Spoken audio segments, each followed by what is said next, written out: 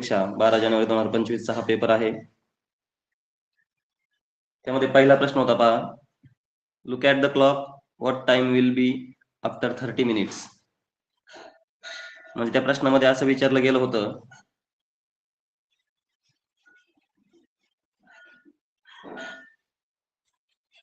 की आताची जी वेळ आहे त्या वेळेच्या 30 मिनिटानंतर किती वाजलेले असतील घड्याळामध्ये. तर पहा, आपण जर काउंट केलं 30 मिनिट पुढे, आता सध्या घड्याळामध्ये 15 मिनिट पास्ट 4 झाले आहेत, म्हणजे 4 वाजून 15 मिनिटं झाले आहेत. 30 मिनिटं जर आपण पुढे गेलो तर ते होतील 4:45. त्यामध्ये तिसरा पर्याय बरोबर असेल पहा. हा जो पर्याय आहे 3 नंबरचा 4:45. घड्याळ आपण तुम्ही शिकलेलाच आहात, पण थोडक्यात सांगतो. जर घड्याळामध्ये आपण जे म्हणतो पावणे, मराठीमध्ये 5:45, 4:45, 3:45, तर त्यामध्ये पावणे जेव्हा वाजतात तेव्हा 1/4 म्हणायचं असते. आणि समजा 5 वाजायला 15 मिनिटे कमी आहेत म्हणून 5 वाजले असं म्हणतात. 4:45 म्हणजे 5 वाजायला 15 मिनिटे कमी आहेत, अशा प्रकारे ते घेतलं जातं. जर समजा 4 वाजून 15 मिनिटं झाले असतील तर 15 मिनिट्स म्हणजे मिनिट्स अगोदर सांगितले जातात. 15 मिनिट्स पास्ट 4 अशा प्रकारे हा प्रश्न आपल्याला सोडवायचा होता. त्यानंतर आपण दुसरा प्रश्न घेऊया. त्यासाठी इन्स्ट्रक्शन दिली होती दुसऱ्या आणि तिसऱ्या प्रश्नासाठी. Instructions for questions 2 and 3. Choose the missing punctuation marks in the given sentence. खाली दिलेल्या वाक्यातील कोणतं पंक्च्युएशन मार्क्स मिस झालंय असं त्यांना सांगायचं होतं. वाक्य आहे, why didn't you tell me. Why didn't you tell me. तर या वाक्यामध्ये कोणतं पंक्च्युएशन मार्क्स मिस झालंय हे आपल्याला शोधायचं होतं. आपण जर पाहिलं तर या वाक्यामध्ये प्रश्न विचारलेला आहे, why didn't you tell me. तर त्या ठिकाणी प्रश्नचिन्ह 2 पर्यायामध्ये आहे पहा, पहिल्या आणि दुसऱ्या. त्या ठिकाणी एक कॉन्टॅक्टेड फॉर्म सुद्धा आलेला आहे, जो डिडंट, या डिडंट शब्दामध्ये तुम्हाला ॲपॉस्ट्रॉफी घ्यायला पाहिजे होता, तिथं तो आलेला नाहीये. अशा प्रकारे म्हणून पर्याय क्रमांक 1 तिथं बरोबर येतो. व्हाय डिडंट यू टेल मी, आणि मीच्या नंतर प्रश्नचिन्ह यायला पाहिजे होतं. म्हणून पर्याय क्रमांक 1 बरोबर आहे. लक्षात आलं असेल तर आपण पुढे जाऊया. पंक्च्युएशन मार्क्स, विरामचिन्हे कशा प्रकारे वापरायचे. तर या ठिकाणी पहिल्या पर्यायामध्ये ॲपॉस्ट्रॉफी आणि क्वेश्चन मार्क दिलेला आहे, म्हणून पर्याय क्रमांक 1 बरोबर आहे. त्याच्यामध्ये तिसरा प्रश्न आहे पहा, I have been doing exercise from 25 minutes. Punctuation मार्क्सवरच तो प्रश्न आहे. यामध्ये कोणतं पंक्च्युएशन मार्क्स मिस झालेलं आहे ते आपल्याला शोधायचं आहे. I have been doing exercise from 25 minutes.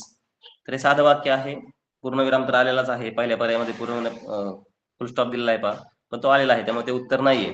पण तुम्ही जर बारकाईने निरीक्षण केलं तर आय हॅव या ठिकाणी कॉन्ट्रॅक्टेड फॉर्म आलेला नाहीये.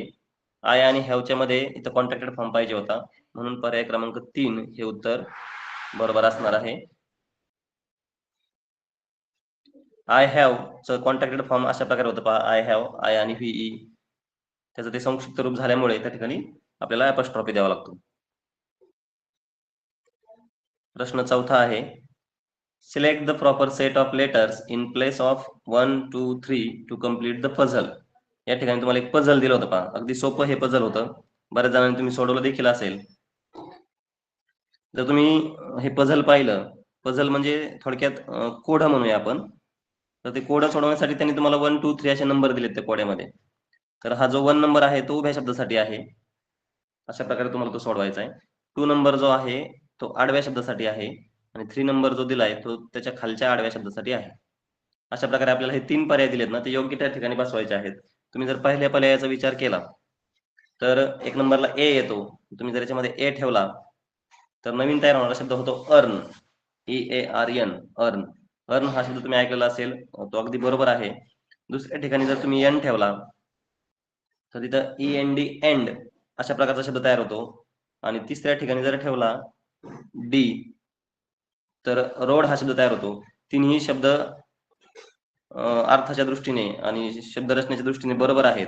पहिला जो अर्न शब्द आहे, अर्न म्हणजे कमावणे, पैसा कमावणे असेल किंवा कुठलीही गोष्ट कमावणे असेल तर ती अर्न यासाठी येते. आणि दुसरा जो शब्द आहे एंड म्हणजे शेवट आणि रोड म्हणजे रस्ता, तर ते तीनही शब्द त्या ठिकाणी बरोबर बसतायत. म्हणून पर्याय क्रमांक 1 अगदी बरोबर आहे.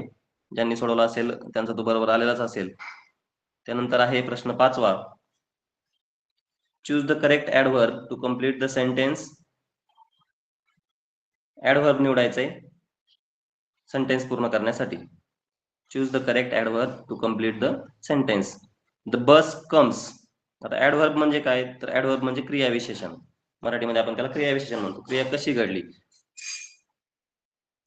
क्रिया कोणत्या पद्धतीने घडली किंवा क्रियेचं वर्णन केलेलं असतं. तर बस कम्स म्हणजे बस आली, पण कशी आली.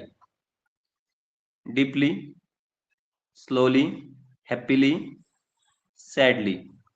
तर बस कशा प्रकारे येऊ शकते हे तुम्हाला लगेच कळतंय पहा. बस जर आली तर एकतर फास्ट येईल किंवा स्लो येईल. म्हणून पर्याय क्रमांक 2 अगदी बरोबर आहे. बस कम्स टू स्लोली. बस अगदी हळूवार आली असा त्या वाक्याचा अर्थ होतो. आणि म्हणून हे जे ऍडव्हर्ब आहे स्लोली ते अगदी बरोबर आहे. कारण कम या क्रियापदाचा बद्दल विशेष माहिती तो शब्द सांगतो स्लोली, म्हणून त्या ठिकाणी स्लोली हे पर्याय बरोबर आहे. Choose the correct comparison. Choose the correct comparison म्हणजे योग्य तुलना करा. या ठिकाणी आपल्याला तुलना करायची असते. कंपॅरिझनवर आपल्याला बरेच प्रश्न येतात. तर कंपॅरिझन करत असताना कशाशी कंपॅरिझन करतोय त्यानुसार योग्य पर्याय निवडायचा असतो. As dot dot as fire. At dot dot as fire. Fire म्हणजे आग. फायर म्हणजे आग. आणि त्या आगीशी आपल्याला खालील शब्द कंपेअर करायचे. पहिला पर्याय आहे ब्राईट, दुसरा आहे वॉर्म, तिसरा आहे लाईट आणि चौथा आहे हॉट. तर तुम्ही जर विचार केला आग कशी असते, तर आग हॉट असते असं उत्तर आपल्याला मिळतं. आणि म्हणून ॲज हॉट ॲज फायर हा पर्याय त्या ठिकाणी बरोबर होतो बा. As hot as fire.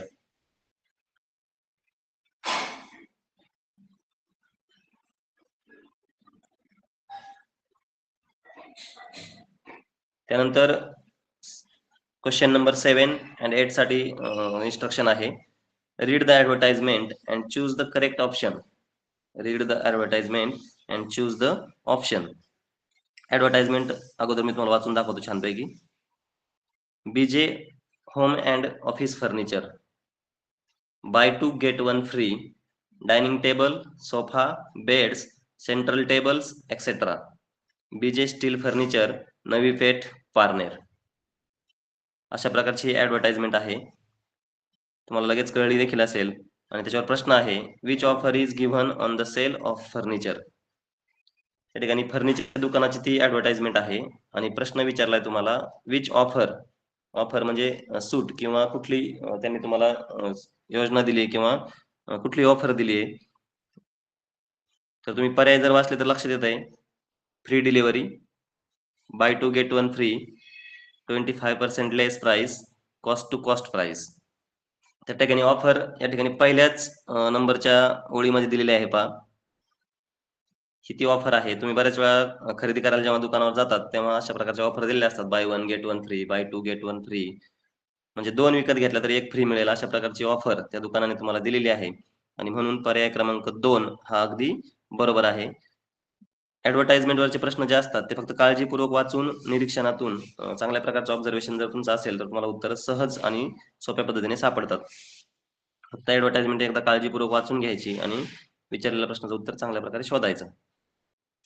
त्यानंतर क्वेश्चन नंबर 8 तो सुद्धा ऍडव्हर्टाइजमेंटवरच होता. What is the name of shop.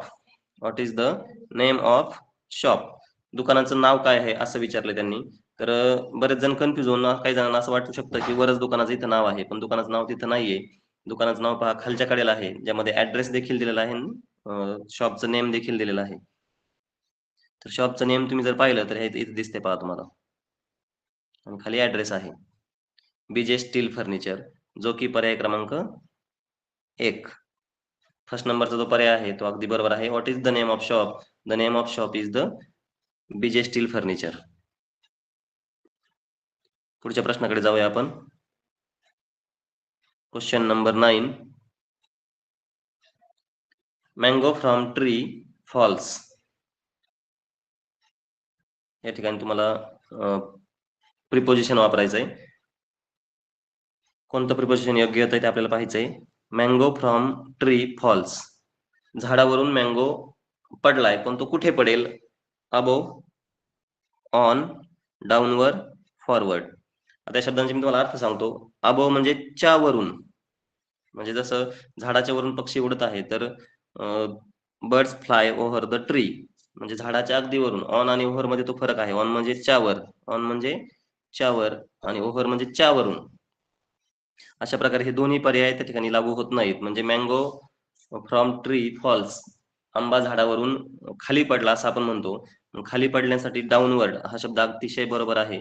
Downward म्हणजे खाली पडला किंवा खालच्या बाजूने पडला, म्हणून पर्याय क्रमांक 3 बरोबर आहे. फॉरवर्ड म्हणजे पुढे, फॉरवर्ड म्हणजे पुढे, म्हणून हा पर्याय तुमचा चूक होणार आहे. पहिला पर्याय आणि दुसरा पर्याय देखील चूक असणार आहे. तिसरा पर्याय अगदी बरोबर आहे. क्वेश्चन नंबर 10 आणि 12 साठी सूचना आहे. Read the passage carefully and answer the following questions.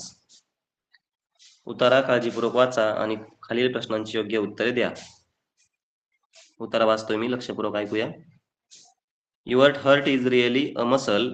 It's located a little to the left of the middle of your chest, and it's about the size of your fist. Your heart is like a pump. It pumps blood around your body. The blood provides your body with the oxygen and nutrients it needs.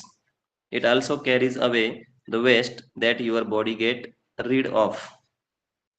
अशा प्रकारचा हा passage आहे पहा. Your heart is really a muscle.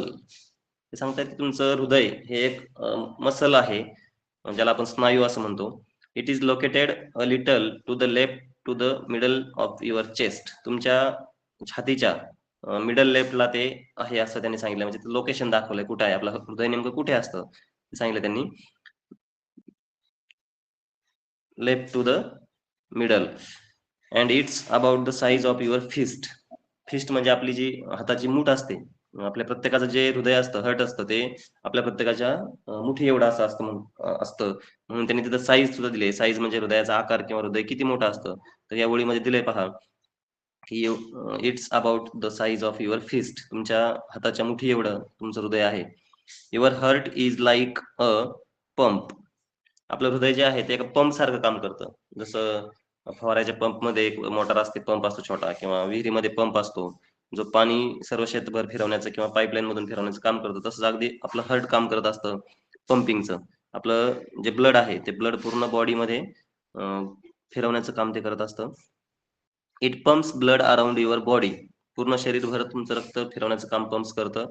The blood provides your body with oxygen. त्या blood मधून तुमच्या बॉडीला oxygen provide केला जातो. प्रोव्हाइड म्हणजे पुरवणे. अँड न्यूट्रिएंट्स, त्याचबरोबर न्यूट्रिएंट्स म्हणजे जे आपण अन्न घटक खातो, त्या अन्न घटकांमधील जे शोषून घेतलेले द्रव घटक असतात ते सुद्धा रक्तामार्फत आपल्या शरीराला मिळत असतात. It also carries away the waste. Carries away the waste. Waste म्हणजे जो काही that your body get rid of. तुमच्या शरीरातून जे काही खराब द्रव्य बाहेर पडलेले असतात ते सुद्धा रक्तात मिसळून पुन्हा शुद्ध होण्यासाठी बाहेर जातात आणि ते कॅरी अवे केले जातात, म्हणजे बाहेर टाकून दिले जातात. अशा प्रकारे हा पॅसेज होता आणि त्या पॅसेजवर क्वेश्चन नंबर 10 आहे, आपण तो पाहूया. What is the size of your hurt.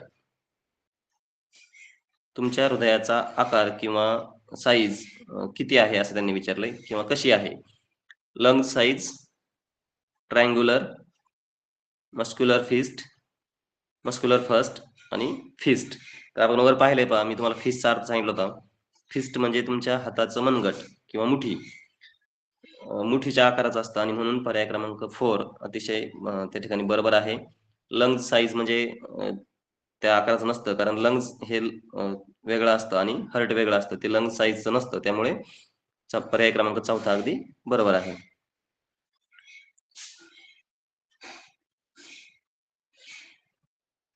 Then next question number 11. Heart is a. Heart is a. Heart काय आहे? Bone, muscle, pump, fist. तर बरेच जण या ठिकाणी कन्फ्यूज झाले असतील पहा. एका खालच्या वाक्यामध्ये म्हटलंय हार्ट हे पंप सारखं काम करतं, पण ते पर्याय उत्तर बरोबर नाही. बऱ्याच जणांनी पंप असंच उत्तर लिहिलं असेल आणि बऱ्याच जणांनी उत्तर मसल लिहिलेलं असेल. कारण जर तुम्ही वर पाहिलं पॅसेजमध्ये तर पहिल्याच वाक्यात दिलंय पहा, your heart is really a muscle. अगदी पहिल्याच वाक्यामध्ये ते उत्तर दिलेले आहे आणि म्हणून कन्फ्यूज न होता heart is a muscle. Heart हे काय आहे? आपलं मसल आहे, एक स्नायूंनी ते बनलेलं आहे. म्हणून पर्याय क्रमांक 2 अगदी बरोबर आहे. त्यानंतर आपण घेऊया question number 12. Which of the following statement about blood is false? Which statement, कोणतं वाक्य किंवा कोणतं विधान ब्लड विषयी चुकीचं आहे किंवा ब्लड विषयी चुकीची माहिती देत आहे? तर त्यामध्ये पर्याय क्रमांक ऑप्शन नंबर 1 आहे oxygen provider, nutrients provider. Third option is waste remover आणि fourth option is muscle provider. तर मी आता मगाशी तुम्हाला सर्व हे वाचून दाखवलेत, पण तरी आपण पुन्हा पॅसेजमध्ये जाऊया की ब्लड विषयी कोणतं वाक्य चुकीचं आहे. पर्याय लक्षात ठेवा, oxygen provider, nutrients provider, waste remover, muscle provider. तरी पहा पॅसेजमध्ये आपल्याला इथं ऑक्सिजन प्रोव्हायडर दिलंय, न्यूट्रिएंट्स प्रोव्हायडर दिलंय आणि वेस्ट कॅरी जावे म्हणजे वेस्ट रिमूव्हर त्या ठिकाणी ते आहे. म्हणजे 3 तुम्हाला दिलेले आहेत वरती पर्यायामध्ये. एक शेवटचा दिलेला नाही, तो कोणता आहे पहा, मसल प्रोव्हायडर. हा जो पर्याय आहे तो अगदी बरोबर आहे. तुम्ही जर पाहिलं तर हे वरचे जे 3 स्टेटमेंट आहेत, आपलं जे हृदय आहे ते ऑक्सिजन प्रोव्हाईड करतं ब्लडमधून, न्यूट्रिएंट्स प्रोव्हाईड करतं आणि वेस्ट रिमूव्ह करतं. म्हणजे जे आपल्याला नको असलेले घटक आहेत ते शरीराच्या बाहेर टाकायचं काम करतं, म्हणजे रिमूव्ह करतं. ब्लडमधून ते बाहेर टाकण्याचं काम ते करत असतं. आणि म्हणून ते पहिले 3 पर्यायाचे विधानं जे आहेत ते ट्रू आहेत आणि शेवटचा जो 4th नंबर जो ऑप्शन आहे तो फॉल्स आहे, म्हणजे चुकीचा आहे. त्यानंतर question number 13. Choose the correct alternative. Choose the correct alternative. Ordinal number of 40 is. अगदी सोपा प्रश्न आहे. अगदी पहिलीपासून किंवा दुसरीपासून तुम्ही कार्डिनल आणि ऑर्डिनल नंबर शिकलेला आहात. ऑर्डिनल नंबर म्हणजे ज्याला आपण क्रमवाचक संख्या म्हणतो किंवा सॉरी, क्रमवाचक म्हणजे कार्डिनल, ऑर्डिनल म्हणजे ज्याला आपण पहिला, दुसरा, तिसरा असं म्हणतो मराठीमध्ये. First, third, fourth, second, fifth अशा प्रकारचा ऑर्डिनल नंबर आपल्याला 40 या संख्येसाठी शोधायचा आहे. तर पहिला जर पर्याय तुम्ही पाहिला जर व्यवस्थित तर ते स्पेलिंगच चुकीचं आहे पहा. 40th झालंय ते 40th आणि या ठिकाणी फोर्थ ते वाचण्यासाठी सुद्धा चुकीचं जात आहे, कारण त्याच्यामध्ये वाय आल्यामुळे ते हा सुद्धा दुसऱ्या क्रमांकाचा पर्याय चुकीचा आहे. तिसऱ्या क्रमांकाचा जर पर्याय तुम्ही पाहिला तर 40th अगदी तो बरोबर पर्याय आहे, कारण 40 ची स्पेलिंग FORTY असते आणि जेव्हा तुम्हाला त्याला ऑर्डिनल नंबर बनवायचा असतं तेव्हा तो वाय काढून त्याला IETH लागतं. म्हणून पर्याय क्रमांक 3 अगदी बरोबर आहे.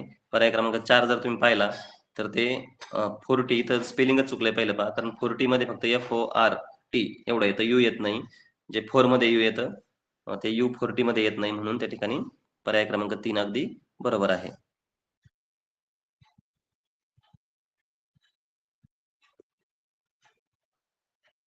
Ordinal number of 40 is 40th. Question number 14. Find the missing letters to find the word with given clue. शब्द दिलेला आहे, अतिशय सोपा आहे आणि तुम्हाला क्लू सुद्धा दिलाय. काय क्लू दिलाय त्या ठिकाणी ब्रॅकेटमध्ये हा क्लू दिलाय पहा, अवर नॅशनल ॲनिमल. तो शब्द तुम्हाला जरी नाही आठवला तर तुम्हाला आपला नॅशनल ॲनिमल माहित आहे कोणता आहे. आणि तो नॅशनल ॲनिमलची स्पेलिंग जर तुम्ही पूर्ण केली तर तुम्हाला लगेच पर्यायाचं उत्तर सापडतंय. पहा, T.G.R अशा प्रकारचा तो शब्द दिलेला आहे. त्या ठिकाणी F आणि C जर ठेवला तर तो पर्याय चुकणार आहे, कारण आपला नॅशनल ॲनिमल आहे टायगर. TIGER, tiger. तर कुठले कुठले लेटर त्या ठिकाणी मिस झालेत, तर 2 नंबरचं आणि 4 नंबरचं लेटर्स आपल्याला पाहिजे, तर ते आहे आय आणि ई. तर आय आणि ई ते आहे त्या क्रमानेच पाहिजे. तर 2 नंबरला पर्याय दिलाय, पण तो उलट क्रमाने दिलेला आहे तो, त्यामुळे तो चुकेल. पर्याय क्रमांक 4 किंवा ऑप्शन नंबर 4 आय आणि ई हा अगदी योग्य क्रमाने दिलेला आहे, म्हणून टायगरच्या स्पेलिंग मध्ये आय आणि ई येईल आणि म्हणून पर्याय क्रमांक 4 बरोबर असेल. Identify the correct action word related to given picture. या ठिकाणी एक पिक्चर दिलाय पहा. पिक्चर आहे मँगो.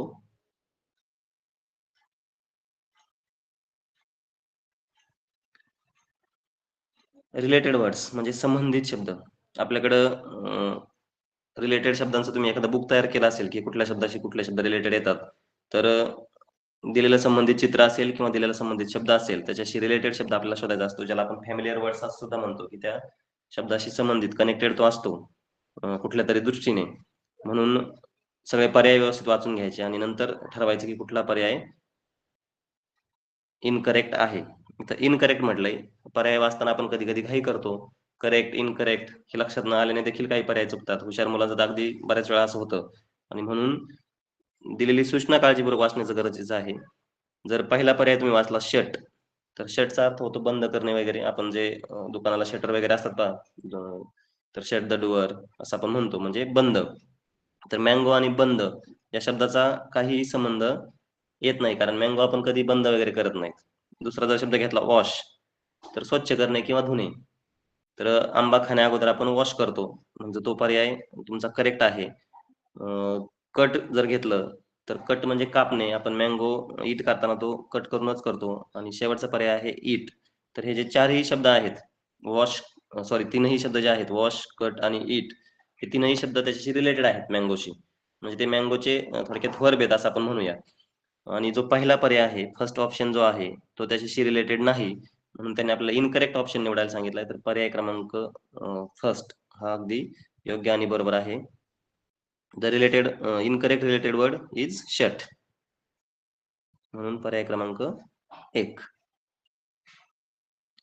त्यानंतर आहे question number 16. Choose the incorrect set of rhyming words. Rhyming words म्हणजे यमक जुळणारे शब्द. आपल्याला माहिती आहे कवितेमध्ये हे शब्द आलेले असतात, पोएम्समध्ये त्याचा ताल आणि सूर जुळवण्यासाठी यमक जुळणारे शब्द फार महत्वाचे असतात आणि म्हणून ते शब्द आपल्याला माहीत असणं देखील गरजेचं आहे, जेणेकरून तुमच्यामधून एखादा पोएट किंवा कवी कवयित्री निर्माण होऊ शकतो आणि म्हणून अशा शब्दांचा अभ्यास करणं देखील गरजेचं आहे. आणि हे शब्द फार सोपे असतात आणि बऱ्याच वेळा मुलांना ते वाचायला सुद्धा खूप आवडतं. Choose the correct incorrect set. चुकीचा सेट आपल्याला निवडायचा आहे. तर त्यासाठी आपण पहिला पर्याय वाचून घेऊया. Task, ask, mask, flask. आणि रायमिंग वर्ड्स शोधण्याची सोपी ट्रिक अशी असते, तर तुम्ही ते वाचले पाहिजेत. ज्याला वाचता येत नसते त्यासाठी सोपी ट्रिक असते, की ते शेवटचे 2-3 अक्षर त्यांनी चेक केले पाहिजेत. पण बऱ्याच वेळा त्यामध्ये सुद्धा कन्फ्युजिंग क्वेश्चन येतात. त्यामुळे फक्त शेवटचे अक्षर न पाहता शब्द वाचून ते शोधणं अतिशय गरजेचं असतं. म्हणून प्रत्येक शब्द आपण वाचून घेतला पाहिजे. तुम्ही जर विचार केला टास्क, आस्क, मास्क आणि फ्लास्क सगळ्यांचा उच्चार त्याचे यमक जुळतायत, त्याचे रायमिंग्स जुळतायत, म्हणून पहिला पर्याय हा करेक्ट आहे, तो इनकरेक्ट नाही. त्यानंतर सेकंड नंबरचा ऑप्शन जर आपण वाचला, रीड केला, तर हेअर, चेअर, फेअर, एअर अशा प्रकारचे ते 4 वर्ड्स आहेत.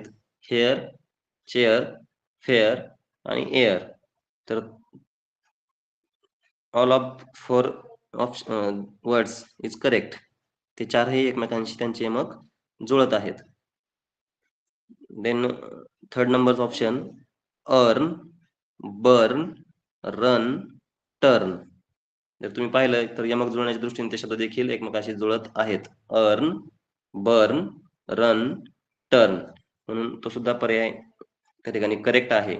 आणि इनकरेक्ट असलेला पर्याय आपल्याला त्यांनी शोधायला सांगितलाय. ऑब्व्हियसली जो शेवटला राहिलाय तोच इनकरेक्ट असणार आहे. Incorrect rhyming words. Earn, sorry हां, 1 मिनिट. 3 नंबरचा पर्याय आपला इनकरेक्ट आहे. त्या ठिकाणी अर्न हा जो शब्द आहे त्याचा उच्चार वेगळा होतोय. बर्न, रन आणि टर्न या ठिकाणी जो रन शब्द आहे त्याचा उच्चार इनकरेक्ट होत आहे. म्हणून पर्याय क्रमांक 3 हा इनकरेक्ट म्हणजे आपला बरोबर पर्याय आहे तो. आणि शेवटचा पर्याय जर पाहिला 4 नंबरचा, तर बेल, वेल, टेल आणि सेल या ठिकाणी यांचे उच्चार किंवा यमक सेम जुळतायत. म्हणून या प्रश्नाचं उत्तर पर्याय क्रमांक option number 3 is correct.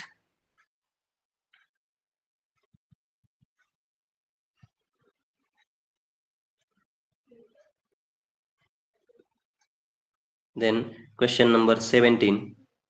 Which of the following words is not formed by the letters from the given word?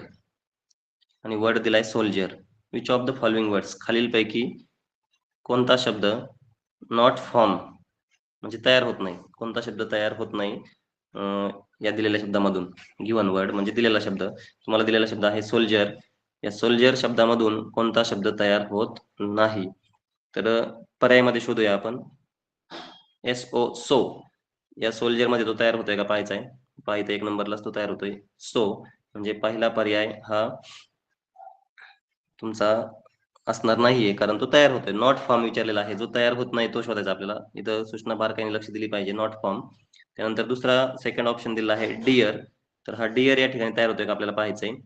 त्यामध्ये डी आहे, ई आहे, म्हणजे आणि सोल्जर मध्ये ए हा लेटरच नाही आहे, म्हणून त्या ठिकाणी डिअर हा ऑप्शन तयार होणार नाही.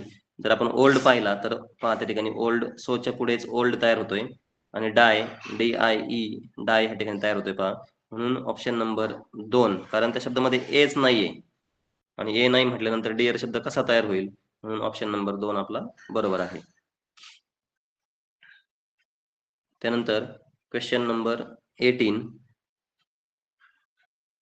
Choose the proper contracted form to complete the sentence. Proper contracted form आपल्याला शोधायला सांगितलेला आहे. अतिशय योग्य जो असेल तो आपल्याला शोधायचा आहे. I dot dot like sea food. Seafood म्हणजे ज्याला आपण समुद्री अन्न असं म्हणतो. सी म्हणजे समुद्र आणि फूड म्हणजे अन्न. समुद्रामधून जे अन्न आपल्याला मिळतं किंवा जे खाद्यपदार्थ आपल्याला मिळतात, जसे फिश असतील, क्रॅब असतील आणि इतरही बरेच असतात. त्याच्यामध्ये फिशमध्ये सुरमई, पापलेट वगैरे असतात, तर त्यांचा त्या सी फूडमध्ये समावेश होतो. आणि या ठिकाणी आपल्याला योग्य कॉन्ट्रॅक्टेड फॉर्म निवडायचा आहे. हॅझंट. दुसरा पर्याय दिलाय डोंट. तिसरा पर्याय दिलाय डझंट. चौथा पर्याय दिलाय इझंट. तर पहा, आय सोबत नेहमी डोंट येतं, म्हणून I don't like C food. Hasn't आणि डझंट हे कधी येतं पहा. हॅज हे ही, सी, इट यांच्या बरोबर येतं. म्हणजे हे जे 3 ज्याला आपण पुरुषवाचक नाम म्हणतो, त्या पुरुषवाचक नामासोबत हॅज येतं आणि त्यासोबतच मग हॅझंट येतं. तसं आय सोबत नेहमी डोंट येतं, म्हणून पर्याय क्रमांक 2 अगदी बरोबर आहे. I don't like sea food. तुम्ही सुद्धा हे वाक्य बऱ्याच वेळा वापरत असतात आणि म्हणून आय सोबत नेहमी डोंट वापरायचं. Select the odd term. Select the odd term म्हणजे वेगळा. ऑड म्हणजे वेगळा किंवा पाहुणा ज्याला आपण म्हणतो सोप्या भाषेमध्ये. खालील पर्यायामधून आपल्याला ऑड टर्म म्हणजे पाहुणा शब्द ओळखायचा, वेगळा कोण आहे ते ओळखायचं आहे. तर या ठिकाणी रिस्ट. रिस्ट म्हणजे मन,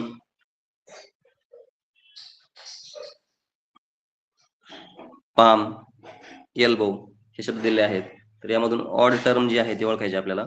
तर रिस्ट म्हणजे ज्याला आपण कंबर म्हणतो पहा, सॉरी, हाताचं मनगट म्हणतो पहा. पाम म्हणजे हाताचा तळवा आणि एल्बो म्हणजे कोपर होतो. तर त्याशी निगडीत नसलेला शब्द जो आहे तो आहे टस्क, कारण हे तीनही आपल्या हाताशी, हँडशी संबंधित आहेत. क्वेश्चन नंबर 20 आहे. Choose the correct option.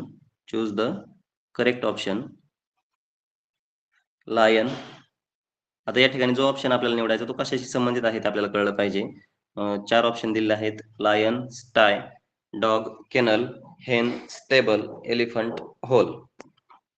आता लायन, स्टाय, डॉग, केनल म्हणजे त्यांचे हाऊसेस दिलेत पण ॲनिमल आणि ॲनिमल अँड देअर हाऊसेस. तर ते हाऊस आपल्याला निवडायचे आहेत. करेक्ट ऑप्शन निवडायचा आहे. तर तुम्हाला सर्वांना माहिती आहे लायन कुठे राहतो, तर लायन केव मध्ये राहतो पहा. लायन सोबत जो योग्य ऑप्शन पाहिजे केव म्हणजे गुहा, तर त्या ठिकाणी ते गुहा दिलेलं नाही, तर स्टाय दिलेला आहे. स्टाय म्हणजे डुक्कर किंवा डुक्कर जो प्राणी राहतो त्याच्या घराला स्टाय असं म्हणतात. घाणेरडी जागा ती असते त्या जागेला आपण स्टाय असं म्हणतो. त्यानंतर सेकंड ऑप्शन दिलाय डॉग केनल. केनल म्हणजे कुत्र्याचं घर असं त्याला म्हटलं जातं आणि तोच ऑप्शन अगदी आपला बरोबर आहे. डॉग केनलमध्ये राहतो. तिसरं जे आहे हेन स्टेबल. तर हेन स्टेबलमध्ये राहत नाही. स्टेबलमध्ये घोडा राहतो. STABLE स्टेबल म्हणजे त्याला आपण तबेला किंवा पागा असं म्हणतो. ती घोड्याची राहण्याची जागा आहे. त्यानंतर फोर्थ ऑप्शन आहे एलिफंट होल. होल म्हणजे बीळ. एलिफंट हा बिळात राहत नाही. तो फॉरेस्टमध्ये किंवा जंगलात राहतो किंवा अंबारखाना असं त्याला म्हणतात आपण मराठीमध्ये. क्वेश्चन नंबर 21 आहे पहा. Which and how many punctuation marks should be there in paragraph. या पॅराग्राफमध्ये किती पंक्च्युएशन मार्क्स वापरलेत असं त्यांनी आपल्याला विचारलंय. त्यासाठी आपण पॅराग्राफ अगोदर वाचूया. Mango is the national fruit of India. It is a very juicy, pulpy, and luscious fruit. It is useful for salad, juice, jams, milkshakes, or pickles. या पॅसेजमध्ये त्यांनी आपल्याला एक देखील पंक्च्युएशन मार्क्स वापरून दिलेलं नाही. आपल्याला ते सगळे शोधायचे आणि हे शोधत असताना आपलं वाचन अगदी बारकाईने आपण केलं पाहिजे. बारकाईने त्या वाक्यांचं निरीक्षण केलं पाहिजे. नीट पाहून घ्या. Mango is the national fruit of India. It is a very juicy, pulpy, and luscious fruit. It is useful for salad, juice, jams, milkshake, or pickles. तर आपण प्रश्न पाहूया त्याच्यासाठी आधी.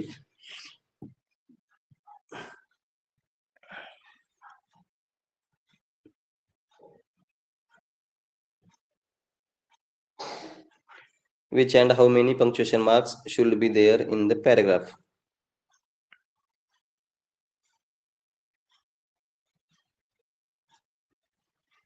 त्या ठिकाणी काय काय यायला पाहिजे असं त्यांनी विचारलंय. तर आपण सर्वप्रथम काय करू, फुल स्टॉप किती पाहिजेत आपल्याला त्या वाक्यामध्ये ते शोधू आपण पर्याय पाहण्यापेक्षा.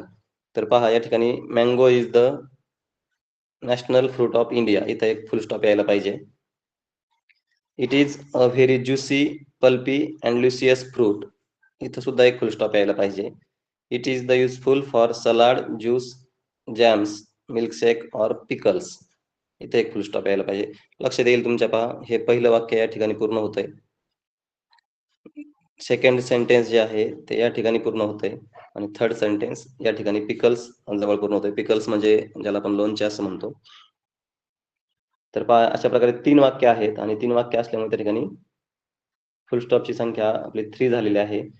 खाली ऑप्शनमध्ये जर तुम्ही पाहिलं तर 3 फुल स्टॉप असणारे ऑप्शन तुम्हाला 3 दिलेत त्यांनी. पाहूया आपण नंतर कोण पाहिजे आपल्याला त्याच्यामध्ये. त्यानंतर पाहूया आपण बरेच जेव्हा शब्द एकत्र येतात किंवा शब्दांची लिस्ट दिलेली असते एकामागे एक शब्द जेव्हा नाउन्स येतात त्या नाउन्सच्या नंतर आपल्याला कॉमा द्यायचा असतो. असे शब्द याच्यामध्ये आलेले आहेत. ते पाहू आपण किती आहेत. या ठिकाणी 3 फुल स्टॉप तर आपल्याला सापडलेत. Then it is very juicy या ठिकाणी एक आपल्याला कॉमा पाहिजे. Pulpy and luscious fruit. It is useful for salad, juice. शब्दांची यादी त्या ठिकाणी सलग सुरू झालेली दिसते. Jams, milkshake or pickles. अशा प्रकारे त्याच्यामध्ये तुम्हाला 3 फुल स्टॉप आणि 4 कॉमाज या सेंटेन्समध्ये द्यावे लागतील. तेव्हा तुमचा पर्याय क्रमांक बरोबर असेल. तर आपण पाहूया पुढे 3 फुल स्टॉप आणि 4 कॉमाज. तर तो पर्याय तुम्हाला दिसतोय पहा ऑप्शन नंबर 4 मध्ये 4 कॉमाज अँड 3 फुल स्टॉप म्हणून ऑप्शन नंबर 4 बरोबर आहे. कारण ऑप्शन नंबर 3 मध्ये 3 कॉमा दिलेत तर कॉमा 4 पाहिजेत आपल्याला. ऑप्शन नंबर 2 मध्ये एक्सक्लेमेशन म्हणजे उद्गार चिन्ह दिलंय पण वाक्यात कुठेही उद्गार चिन्ह आलेलं नाहीये. 2 क्वेश्चन मार्क दिलेत वाक्यात कुठेही प्रश्नचिन्ह आपल्याला द्यायचं नाहीये म्हणून तो पर्याय अगदी चूक आहे. काही पर्याय इतक्या अगदी चुकीचे असतात की जे सहज कट होतात. 3 फुल स्टॉप अँड 1 अपॉस्ट्रॉफी. अपॉस्ट्रॉफीचं सुद्धा त्या ठिकाणी कुठेही कॉन्ट्रॅक्टेड फॉर्म्स वगैरे आलेला नाही म्हणून सुद्धा पर्याय चुकीचा आहे. आणि इथं 3 कॉमा दिल्यामुळे हा पर्याय चुकीचा आहे म्हणून the correct option is 4 number.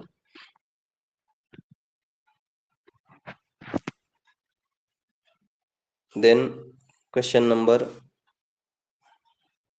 22.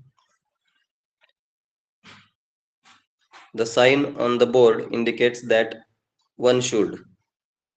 The sign on the board indicates that one should. या साईनने काय इंडिकेट केलंय असा प्रश्न तो आहे. तर पहिला आहे टर्न राईट, उजवीकडे वळा, टर्न लेफ्ट, डावीकडे वळा, स्टॉप, थांबा, गो स्ट्रेट, सरळ जा. तर अशा प्रकारे या साइन बोर्डने तुम्हाला काय इंडिकेट केलंय किंवा या एरोने काय इंडिकेट केलंय, याला आपण एरो म्हणतो, जे बऱ्याच ठिकाणी वापरलेले असतात पहा.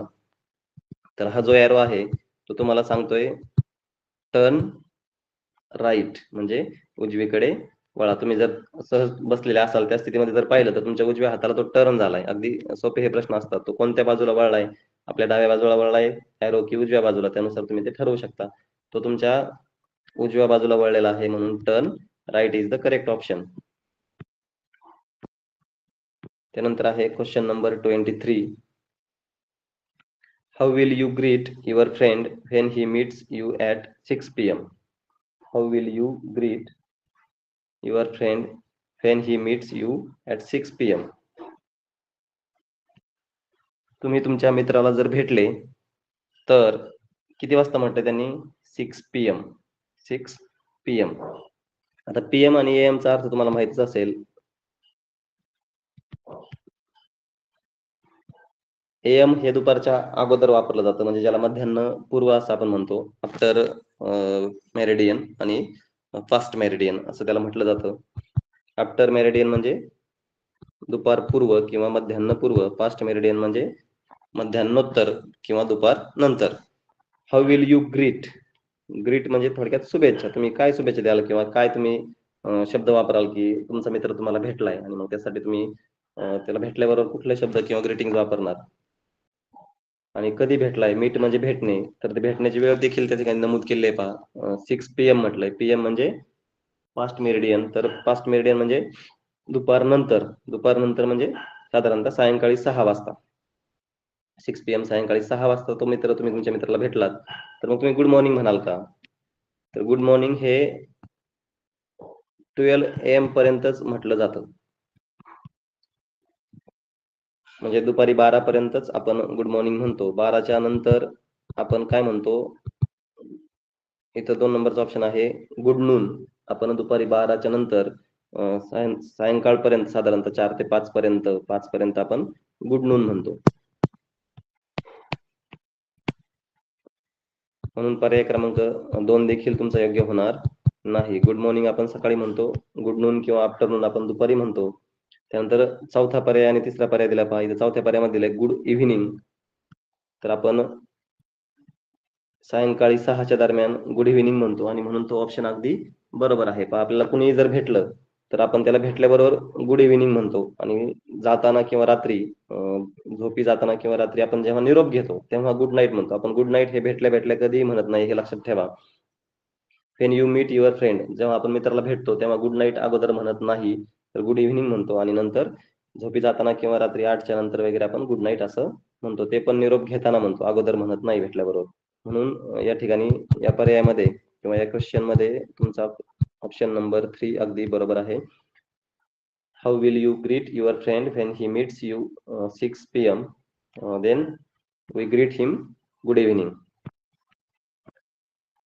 क्वेश्चन नंबर 24 आहे पहा. Rohan wants to go for a picnic. Rohan wants to go for a picnic. Rohan पिकनिकला त्याची जाण्याची इच्छा आहे. Choose the correct alternative for seeking permission. आणि मग त्याला परमिशन घ्यायची आहे. तर पहा, कुठलंही काम करताना छोटे मुलं मोठ्या माणसांची किंवा टीचरची परमिशन घेत असतात, तशी परमिशन या ठिकाणी घ्यायची असते. आणि परमिशन घेण्यासाठी तुम्ही योग्य कोणतं वाक्य वापराल असं त्या प्रश्नामध्ये विचारलेलं आहे. सिकिंग परमिशनवर तुम्ही आतापर्यंत बरेच प्रश्न सोडवलेले असतील, बरेच सराव देखील तुमचा झालेला असेल. त्यामध्ये आहे पहा, I went for a picnic. I went for a picnic म्हणजे तो स्वतः सांगतोय, एक साधं वाक्य आहे पहा. I went for a picnic, मला पिकनिकला जायचंय असं तो सांगतोय किंवा मी जाणार आहे. I am going for picnic, मला पिकनिकला जायचं आहे, हे देखील साधं वाक्य आहे. आय एम नॉट गोइंग, मी जाणार नाही. I can go for picnic, sorry, can I go for picnic. लक्षात घ्या, आय कॅन म्हणजे मी करू शकतो आणि त्याच कॅनने जर प्रश्न विचारला असेल किंवा त्याच कॅनने जर प्रश्न विचारायची सुरुवात झालेली असेल तर ती परमिशन होते. परमिशन ही कॅनने मेने विचारली जाते. May I go to, can I. जर असं जेव्हा विचारलं जाईल म्हणजे कॅनने जेव्हा तुम्हाला प्रश्न विचारायला सुरुवात केली जाते आणि पहा शेवटी प्रश्नचिन्ह देखील दिलेलं आहे. परमिशन नेहमी प्रश्नार्थकच असते. मी हे करू का? मी ते करू का? अशा प्रकारचे परमिशन्स विचारण्यासाठी शक्यतो कॅन, मे अशा प्रकारचे शब्द वापरलेले असतात. तर या वाक्यामध्ये can I go for a picnic? मी पिकनिकला जाऊ का? किंवा मी जाऊ शकतो का? अशा प्रकारची ती परमिशन आहे आणि म्हणून ऑप्शन नंबर 4 हा अगदी बरोबर आहे. त्यानंतर आहे question number 25. Look at the picture and choose the correct option. Look at the picture and choose the correct option. First option आहे bottle on milk, bottle near milk, bottle of milk, bottle by milk. तर पहा पहिला option जो आहे bottle on milk म्हणजे बाटलीवर दूध, bottle on milk किंवा दुधावर बाटली अशा प्रकारचं ते ऑप्शन आहे. ऑनचा अर्थ होतो च्यावर. मी मगाशीच तुम्हाला वरच्या ऑप्शन मध्ये समजून सांगितलं थोडंसं. च्यावर, ऑनचा अर्थ होतो च्यावर म्हणजे डस्टर ऑन द टेबल असं आपण म्हणतो. म्हणजे जी वस्तू एखाद्या गोष्टीवर ठेवलेली असेल त्यावेळेस ऑन हा शब्द वापरला जातो. म्हणून त्या ठिकाणी हा पहिला ऑप्शन चुकीचा आहे. ऑन तिथं येणार नाही. बॉटल नियर मिल्क, दुधाच्या जवळ बॉटल आहे असा तो ऑप्शन होतोय. नियर म्हणजे च्या जवळ, नियर म्हणजे च्या जवळ, म्हणून तो देखील ऑप्शन चुकीचा आहे. बॉटल नियर द मिल्क हा ऑप्शन चुकीचा आहे. बॉटल ऑफ मिल्क म्हणजे दुधाची बॉटल किंवा बॉटल मध्ये दूध आहे असा त्याचा अर्थ होतो. म्हणून पर्याय क्रमांक 3 अगदी बरोबर आहे. बॉटल ऑफ मिल्क दुधाची बॉटल किंवा बॉटल मध्ये दूध आहे अशा प्रकारचा अर्थ होतो. बॉटल बाय मिल्क हा देखील ऑप्शन चुकीचा आहे. बॉटल बाय मिल्क म्हणजे बॉटल पासून दूध असं वगैरे नाही होते. तर त्यासाठी पर्याय क्रमांक 3 अगदी बरोबर आहे. अशा प्रकारे आपण आज या ठिकाणी